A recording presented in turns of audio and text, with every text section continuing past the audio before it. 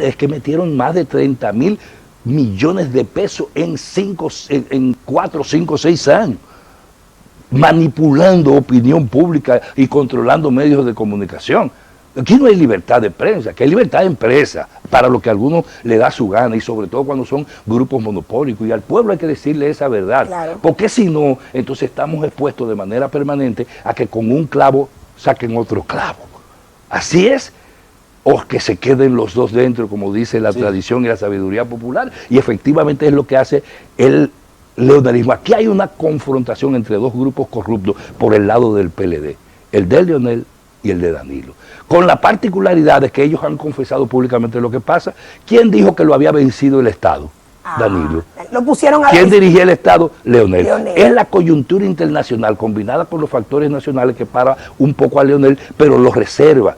Sin embargo, ambos son, y lo quiero decir, repetir con toda responsabilidad porque no es la primera vez, esos son dos prisioneros de oportunidad de los Estados Unidos, los dos. Leonel y Danilo. Así es. Entonces, lo que va a pasar en este país, que ha tomado la calle contra el tema de la impunidad y que ha responsabilizado en forma directa esto en una cúpula mafiosa que dirige el Partido de la Liberación Dominicana, sabe que ellos no se reconcilian por el gusto, no es posible. La política se analiza no a partir de lo que dicen los políticos, sino a partir de la realidad en que ellos desenvuelven sus actividades. No es lo que se quiere, sino lo que en este país te han vendido que no hay crisis, no pasa nada, y la gente se muere de hambre, aquí no hay salud, la educación ha resultado. ¿Dónde está la revolución educativa? Bueno, sí. Dígame, ¿por qué no hablan aquí de la campaña de alfabetización que ha fracasado como solución al problema del analfabetismo en la República Dominicana? ¿Cuánto se invirtió en eso? ¿Qué pasa con la construcción de escuelas? No solo porque haya gente dando clases todavía debajo de una mata, sino escuelas quebradas a pesar de ser recién construidas. ¿Cuántos presos hay por el robo del 4% que terminó no solo en manos de las mafias PLDistas, sino en manos de los grupos poderosos de este país? Y sin mencionar el caso del narcotráfico, el auge que ha tenido. Que además tiene una particularidad, que es que lo combina todo. Sí. Porque el narcotráfico no puede ser, primero, efectivo si no hay una articulación de poder y garantías de impunidad. Y lo demuestran los últimos casos. Sí. Fíjense cómo desaparece la gente a los César, ¿no? A los César, sí. Sí, parecería un emperador romano, ¿no? Con tanta capacidad como para diluirse así, pero no solo eso, es que eso está en el corazón del poder de este país, está en el palacio y en los no palacios. Ese problema. Si la corrupción en el balaguerismo se detenía en la puerta de su despacho, confesado por Balaguer, ¿dónde se detiene? La de Danilo. La de Danilo y la de Leonel. Debajo del escritorio o en las gavetas centrales de sus escritorios. El gran problema está ahí. Aquí hay una cantidad impresionante de hechos que han ocurrido, que son testimonios en materia de corrupción, y no pasa nada, porque al final de la jornada en eso basan ellos la posibilidad de acumular económicamente para garantizar seguir dirigiendo un país empobrecido y pateado como el de la República Dominicana. Fernando, eso que usted acaba de decir, que ha dicho tantas verdades en tan poco tiempo, sí, porque no ha dejado uno digerirla, porque brincó. Aquí está todo el mundo así. Pero ustedes saben de eso más que yo. Claro,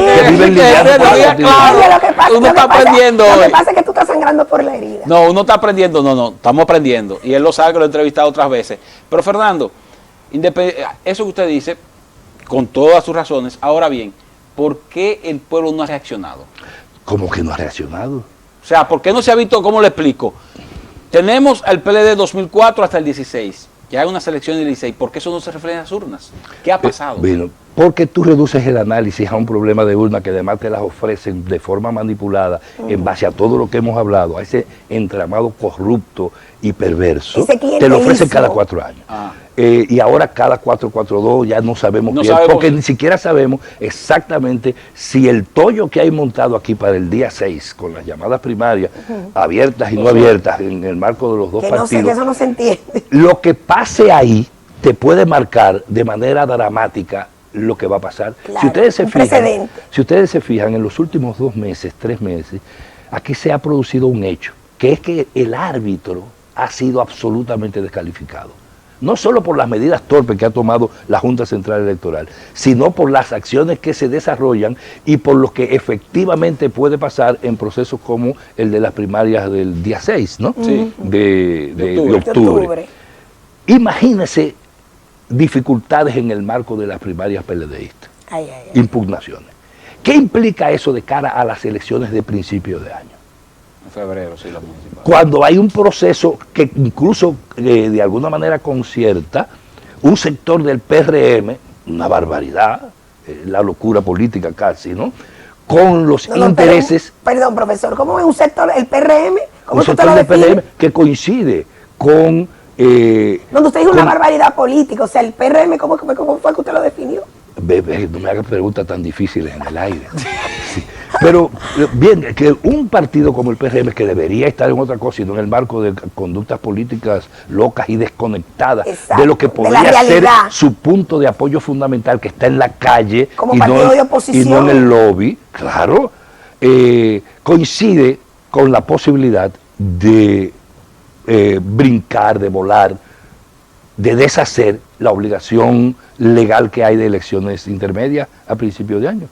Sí, porque están planteándolo. Quieren unificarlas. Quieren unificarlas. Esto efectivamente puede estar conectado con lo que pasa en las primarias y con un árbitro desacreditado de manera irrespetuosa, que es la Junta Central Electoral. Entonces nosotros podemos estar asistiendo a un fin de año sin árbitro efectivo desde el punto de vista electoral, creíble para la población, con la conciencia que hay en este país, no de que hay uso de recursos del Estado, es que Danilo Medina y su grupo no tienen ninguna alternativa que no sea el gobierno para no terminar en la cárcel. Exactamente. Entonces, al eso ser así, ponerse de acuerdo. Al eso ser así, imponerlo o le obliga también a terminar entregando a Leonel Fernández y su grupo, porque a los americanos, a los norteamericanos, los americanos, como dice el pueblo, hay que darle algo. Hay que darle. En términos de lo que ha pasado no solo con el caso de Brecht, que va para peor, que hoy se empieza un proceso que va a poner las cosas más del nudo. Nosotros estamos planteando un problema, en el caso de Odebrecht incluso, que toca no solo a los Estados Unidos, sino a la Unión Europea.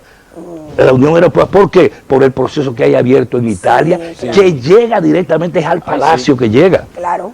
Pasa por Procuraduría y por toda la impunidad que aquí se impuso. Profesor, nosotros tenemos que ir a una pausa, pero rápidamente me gustaría que usted me responda a esta pregunta, que no está difícil. Usted dice que a Estados Unidos hay que darle algo, pero se habla de que ese algo es César el Abusador, no, el desmantelamiento de esta red. Eso es eso. Eso es una barbaridad. ¿Qué tiene que ver César el Abusador con No, Odebrecht? No, la pregunta es, ¿ese algo qué es? Sí, no, porque usted dice que hay que darle algo, entonces, ¿sería algo de lo que tiene que ver con Odebrecht o algo en sentido general? De lo que tiene que ver con, no solo con Odebrecht, es que alrededor del tema de Odebrecht y Porque vinculado, hay una serie algo de fenómenos. ¿Algo puede ser el desmantelamiento de esa red? No, es lo que tiene que ver justamente con los responsables políticos de esas dos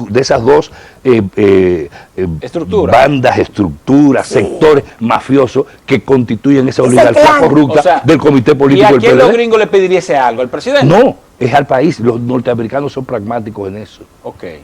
Son pragmáticos. Eso no tienen, eso ni aman ni odian. No, es lo que le conviene. Son cosas muy prácticas de la lógica y de la tradición norteamericana. ¿Qué le interesa a los norteamericanos? Mantener la estabilidad política de este país, la gobernabilidad, por lo que significa la República Dominicana, no solo en el Caribe insular, sino en una región fundamental. Eso incidió en la famosa llamada. Una cosa está asociada a lo otro, pero la llamada no es lo más significativo. Eso es parte del show mediático. Son los resortes de poder movidos en la dirección de garantizar que en este país no se les ordene a los norteamericanos. Mire cómo está Puerto Rico. Los boricuas migran hacia Dominicana ahora. Miren cómo ha resistido Cuba y mire cuál es el marco del Caribe insular. No, porque en ese momento se dio una inestabilidad económica y política en Puerto Rico, inestabilidad económica y política en Haití. Entonces ya nosotros somos como un oasis y este oasis también estaba medio turbulento. Ha dicho el patriota de América que la República Dominicana, digo yo, ahora es como la pechuga, porque Puerto Rico y Cuba son las alas de un mismo pájaro. Sí, es cierto. Vamos a la pausa, no nos cambien. Vienen también con nosotros a integrarse en este debate el joven Jonathan